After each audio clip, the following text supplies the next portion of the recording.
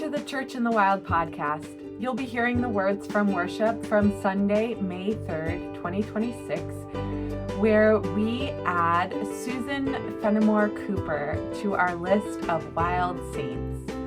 If you want to find out more about all of our different wild saints and all of our upcoming events and programs, just go to churchinthewild.org. Thanks for listening. And I just had been thinking about when the EPA started. I know it happened when I was a kid, but I wanted to find out more, so I looked it up. Good old Google, which I would have had to drag out an encyclopedia when I was EPA age. So the EPA was founded in 1970, in December of that year. Its purpose, as stated by Google anyway, was to consolidate environmental research, monitoring, and enforcement into one agency. Until that time, all the different agencies had their own little department of environmental, if they wanted to have one or felt they needed it. And so all these different aspects of pollution control and animal conservation and planet conservation were spread out over all kinds of different agencies. And of course, as you can imagine, that slowed down response time, increased red tape. There were overlaps and contradictions. One agency would say no, another agency would say yes. And so it was kind of a mess, and we weren't doing a whole lot, at least legislatively, about pollution. So that was its stated purpose. But the reason it got formed in 1970 was because of public pressure, scientific warnings. Earlier that year in April, the environmental groups had established Earth Day. They banded together for April of that year, and it was celebrated in many cities. It was advertised, it was publicized, it was really well promoted. And then it just so happened that in 1970, California, LA especially, which was Richard Nixon's home state, he was president then, and New York City had recorded the highest levels of smog that they'd had. It was, and people were sickened by it, people died from the effects of the smog. And also, in 1969, two major environmental disasters occurred. One was the Cuyahoga River fire, and that was in Ohio. That river runs through Cleveland and onto Lake Erie, and was a very busy pathway for industry, trade, shipping things to the lakes so they could go on to other states by way of the Great Lakes. And a lot of industry grew up around it, and it was so full of chemical spill that it caught fire, and it burned for days. Except this was not the first time that the Cuyahoga River had caught fire, because it was so heavily polluted for decades from industrial dumping. But also in 1969, it saw the Santa Barbara oil spill. And I remember seeing on the news people trying to clean the oil off of ducks and waterfowl and that kind of stuff. An oil rig just offshore from Santa Barbara exploded, dumped 100,000 barrels of crude oil. I'm not sure how many gallons are in a barrel. I think it's probably around 100, do you know? But a lot more than, 100,000. It must have been 1 million gallons. So the tarry oil eventually covered 35 miles of California beach and killed untold numbers of marine life and marine mammals, fish, birds. This was, of course, not the first oil spill off the coast of California, but because of the public interest and the outcry about the environment, these two disasters were the first to really be widely, nationwide publicized. It was on the national news. There was a big media outcry because now they knew people were interested. Where before, when the Cuyahoga River caught fire, they figured only people in Ohio cared about that. So there was no national coverage about the other oil spills. That's California's problem. But this time it was nationwide, even worldwide reporting. So, and especially since California was Nixon's home state, they called for strict offshore drilling rules. You had to be more miles away from shore in any kind of densely populated or resort area, because let's face it, California made a lot of money out of oil, but they make a lot more money out of tourism and their beaches. So it was not so much the politicians as it was the concerned citizens and scientists who pushed for more regulation of industrial dumping, especially into waterways. The media and the community, the medical community, showed the link between all these chemicals and cancer.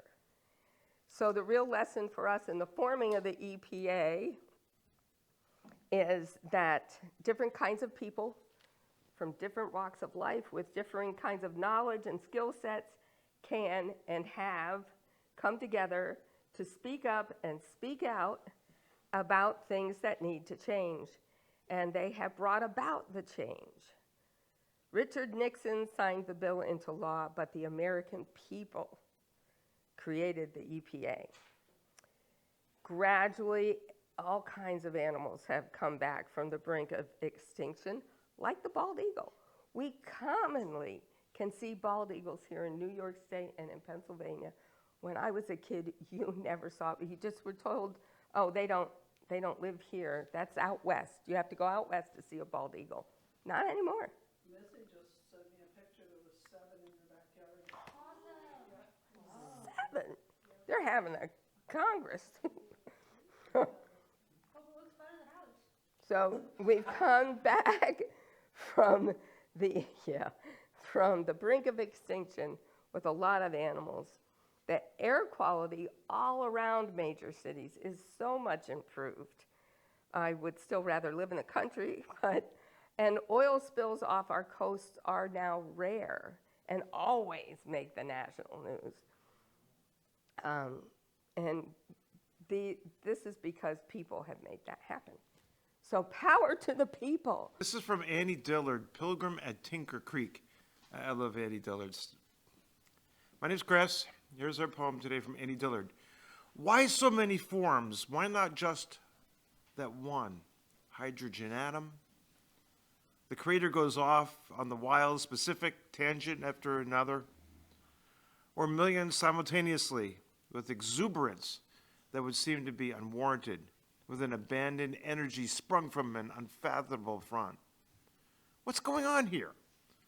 The point of the dragonfly's terrible lip, the giant water bug bird song, or the beautiful dazzle and flash of sunlighted minnows, is not that it all fits together like clockwork, for it doesn't, particularly not even inside the goldfish bowl. But that it all flows so freely and wild like a creek, that it surges in such a free, fringed tangle. Freedom is the world's water and weather, the world's nourishment, freely given, its soil and sap, and the Creator loves pizzazz. All right. My name's Hannah, and today the wisdom comes from Susan Fenimore Cooper. What a noble gift to man are the forests. What a debt of gratitude and admiration we owe to their beauty and their utility. How pleasantly the shadows of the wood fall upon our heads when we turn from the glitter and turmoil of the world of man. So, yes, I'm going to nominate Susan Fenimore Cooper, the America's first recognized female nature writer. And I came across her in the beginning of the year because I was trying to make just a personal effort to explore more women poets and authors that weren't so much recognized. And I'm glad I did because I love her book. So I was going to write something, but the Audubon Society had this pretty short, fairly short blurb on her. So I'm just going to read from this and not reinvent the wheel. In 1850, Cooper anonymously published a book whose call for conservation won praise from Charles Darwin. It was largely forgotten until recently. Henry David Thoreau, who famously penned Walden and other works, is considered the father of American nature writing. Yet most people have never heard of Rural Hours, which is her book, a nature book written by Susan that Thoreau mentioned in his journals. Cooper's book was published in 1850, 4 years before Thoreau published Walden. As America's first recognized female nature writer, Cooper broke new ground with a book about her observations of plant and animal life in Cooperstown, New York, which her family founded. Published anonymously by a lady, she didn't use her name when she published her book, in 1850, Rural Hours was praised by contemporaries such as Charles Darwin and by reviewers in popular magazines. 9 editions were printed up until 1887. Scholars are uncertain whether Rural Hours influenced Thoreau's decision to write Walden, but Michael Branch, a writer and professor at the University of Nevada, thinks that some connection is likely. We know Thoreau was familiar with Cooper's work, and while I don't think anyone can quite prove it, it is hard to imagine that he wasn't influenced by her writing in some way. It's really solid natural science, exactly the kind of stuff he loved. Despite Cooper's initial success with Rural Hours, and its 9-edition run during her lifetime, she is little known today. By publishing anonymously, she was following a tradition of female authors being modest and not claiming authorship. Cooper was also overshadowed by her more famous father, James Fenimore Cooper, who was a writer known for his historical novels about the New York State frontier, the Leatherstocking Tales. Cooper was close to her father and worked as his secretary for most of her life. When he died in 1851, she managed his literary estate, a time-consuming task that helped her father's writing legacy rather than her own. And then they talk about Rachel Carson's book, Silent Spring, which I think everybody here is familiar with, how she wrote about human pollution damages, but Cooper had warned of consequences that come with over-exploitation of natural resources way before Carson's book in the 60s.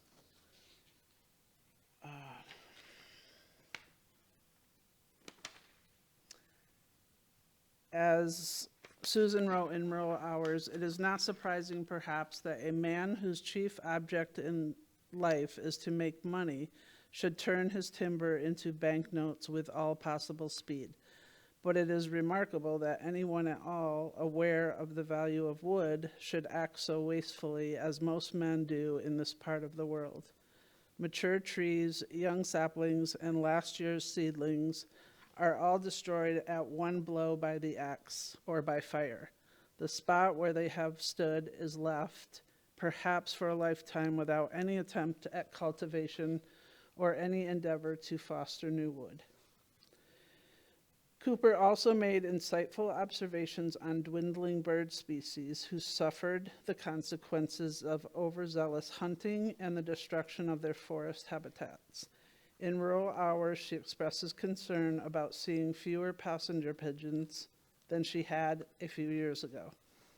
At that time, they passed over the valley in its length, large unbroken flocks several miles in extent succeeding each other. There have not been so many here since that season. The species famously soon went extinct. By 1900, passenger pigeons had disappeared from the wild.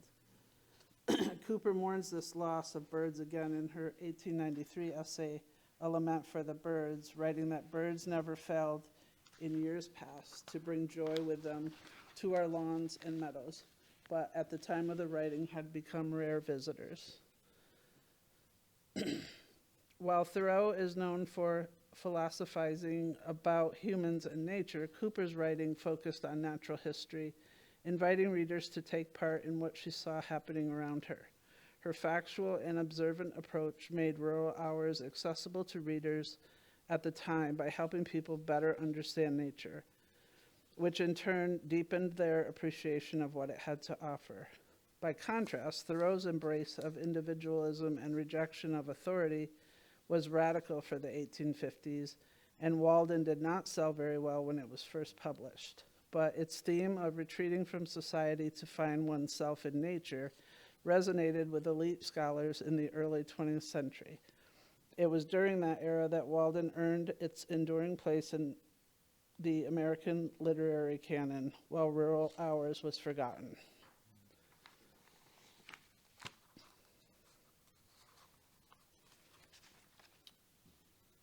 Critics of the time praised Rural Hours for its simple, quiet, direct portrayals of nature and community, but these are likely the aspects that led to its temporary neglect. Rural Hours fell off the radar in the first half of the 20th century after a heavily abridged version appeared in 1887, which omitted Cooper's writings about forest conservation. Yeah. The book was not released again until 1968. That edition, which featured the abridged text, also suffered from a condescending return to the literary world. In the introduction to the 1968 text, a critic, David Jones, commented that though Rural Hours displayed careful observations of plant and animal life, it was not multi-level, nor was it one of the truly great journals of the 19th century. He continued that Thoreau might have appreciated her writing if he found little trace of his own brand of transcendental insight. He must nevertheless have approved of Susan's careful eye and her attention to raw natural detail. It goes on to say that her father was similarly dismissive of the book, but I'm not going to read all of that. Cooper's work started gaining recognition again in the recent decades. The 1998 edition of Rural Hours, co-edited by Johnson, was unabridged, including a full version of Cooper's writing on forest preservation.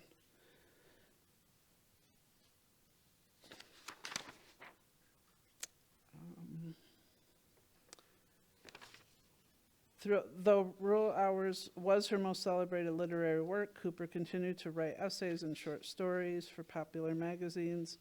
She also successfully edited 5 books, including renowned British naturalist John Leonard Knapp's 1853 Journal of a Naturalist. Cooper was also a philanthropist, devoting her time to raising money and to help the underprivileged. In 1973, she founded the Orphan House of the Holy Savior in Cooperstown, which she considered to be her life's work. Today, as more species become threatened and climate change imperils the planet, modern readers are turning to environmental literature of the past and present. Though Rural Hours never achieved as much fame as Walden, there is no denying that Cooper's work brought greater awareness to nature and conservation.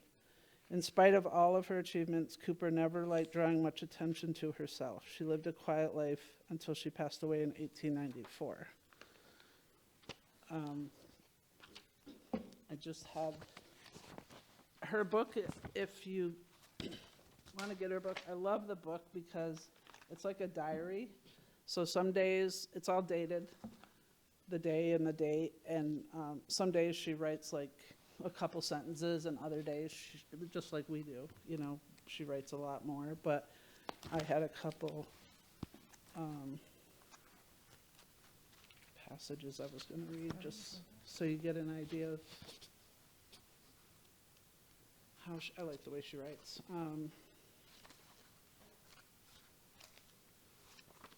So here she's talking about the hemlock spruce, and she says, the other day walking in the woods, we measured one which had just been felled, and it proved 104 feet in height and 3 feet 2 inches in diameter without the bark. When young bushes only a few feet high, they are beautiful, especially when tipped with the delicate green of the young spring shoots. Their horizontal branches, often sweeping the ground, look as though they had no other object in view than to form beautiful shrubbery, very different in this respect from the young pines, which have a determined upright growth from the first, betraying their ambition to become trees as early as possible.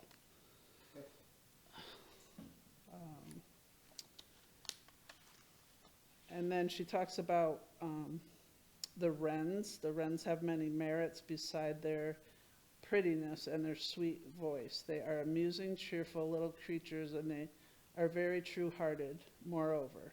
The parents are particularly attentive to each other, and they are kind to their family, which is a large one, for they raise 2 broods during the summer. Unlike other birds, they do not discard their children, but keep an eye on them on the first set while making ready for the younger ones. Nor are the young birds themselves eager to run off and turn rovers. They live all together in little family parties through the season, and in autumn you frequently see them in this way, 8 or 10 together, feeding on the haws of the thorn bushes, of which they are very fond. So she just her ability to observe all of these tiny little details was and is fascinating to me. I'm not through the whole book yet, even. So anyway, and she's a local. Yeah. So Corey told me not to forget to say something, and I forgot what she said not to forget to say. Don't forget to say you nominate. Yes, I nominate Susan Fenimore Cooper for a Wild Saint. Yay! How say all of you? Yay! Oh, yay! Thank you. I know that was a lot.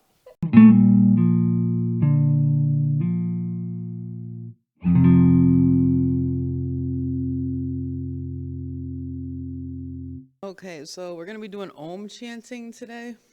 It's spelled O-M, but it's really pronounced A-U-M. This has actually been practiced in India forever. It has to do with the sound healing that goes inside of your body, and then obviously the vibrations we send out into the world. So basically we're going to Om for about 5 minutes. Be aware that we're going to be stopping and starting at different times. Don't try to hold your Oms as long as your neighbor. We don't want anybody getting lightheaded and passing out. Also, we want it to come and go at different times, so within the first minute, it'll just create like a solid hum as we're all stopping and starting. And once that's achieved, it creates a lot of healing vibrations, both, like I said, inside of you and for your neighbors. So everybody, please join in. If you want to help with the healing of your body, if you put your pointer finger and your thumb together as you're doing it, you know, to help the meditation, that helps a lot. And when we're done oming, you're going to rub your hands together like this for about 10 to 15 seconds. And anywhere on your body that needs healing, place your hands there over top of it. It'll send the healing waves out of your hands into your body. Okay? So I'm going to do a practice om just so everybody knows what we're doing. You can take a deep breath and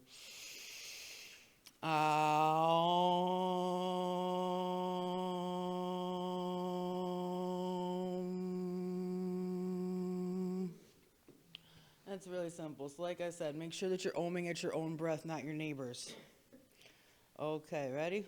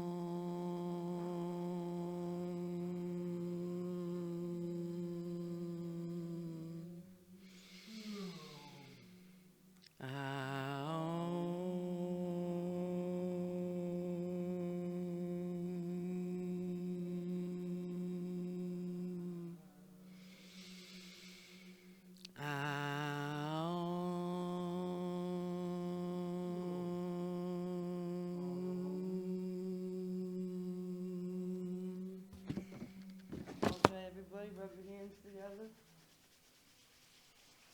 Get all the energy worked up, and then we're going to focus in on some place in your body that needs healing. And place your hands there.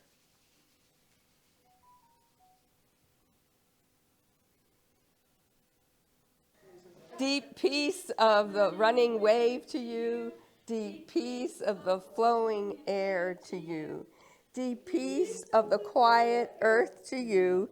Deep peace of the shining stars to you.